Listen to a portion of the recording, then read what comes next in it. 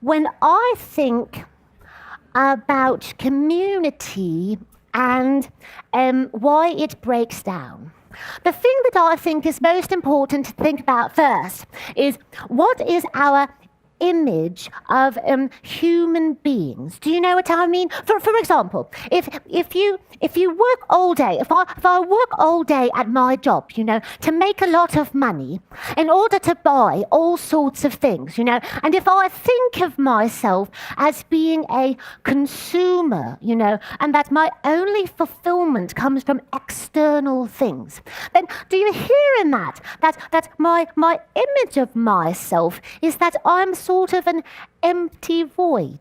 Do you know what I mean? And that all I can do is get things from the outside to fill this void, and yet I'm thinking of myself as being perpetually empty. Do you know what I mean?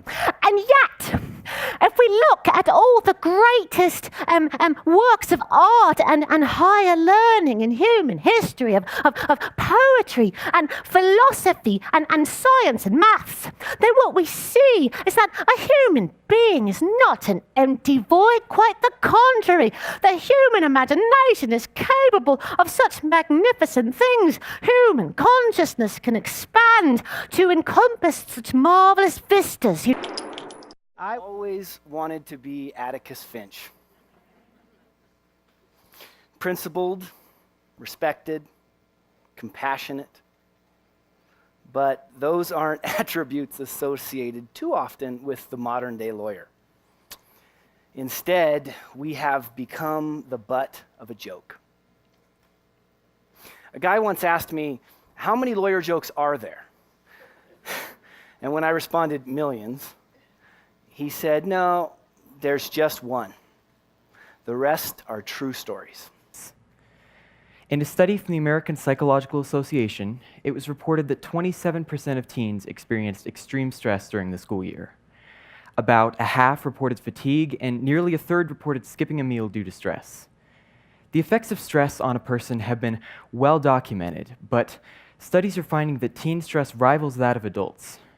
We are not as equipped to handle it, and placing the same expectations on a 14-year-old as a 40-year-old is irresponsible and potentially dangerous. Passionate young people are the future. We expect this generation to become the scientists and engineers and innovators of tomorrow, but we're not giving them the time or resources to develop those passions. For most of my life, I have been convinced that I could do everything on my own. Well, cancer became an opportunity to let go and embrace the support that was around me. A personal team made up of a partner or a spouse, family members, or close friends that you feel comfortable with and that you trust can be used in a number of critical and helpful ways. Certainly as a sounding board, and to provide the emotional support that you're going to need, but they can also run errands and help with household chores. And a member of your personal team should accompany you to every doctor visit, because they can be an extra set of ears. I arrived at a place called The Home. The official name was the Northern Nevada Children's Home, and it was an orphanage. It was a place for kids like me. Like me, many of these kids had no families to support them. They were abused, or in some cases in trouble with the law. The Home is the last stop for kids before juvenile hall or long-term prison. Now, the Home had 7 cottages, and there were 10 to 12 kids per cottage. And the Home sat in the middle of this town, only a stone throw away from the state capitol. For some of us, the Home was just a pit stop from the maximum security prison a mere mile down the road. Prison loomed as a constant reminder of what was in store for many of us. There are 400,000 children in foster care in the United States. Approximately 23,000 18-year-olds graduate from this system every year.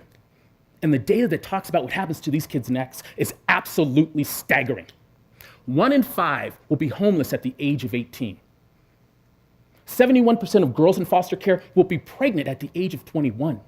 Less than 3% will earn a college degree. Worse, 1 in 4 has experienced post-traumatic stress disorder, twice the level of a US war veteran. So when I arrived in this town, I was a home kid, and everyone knew it.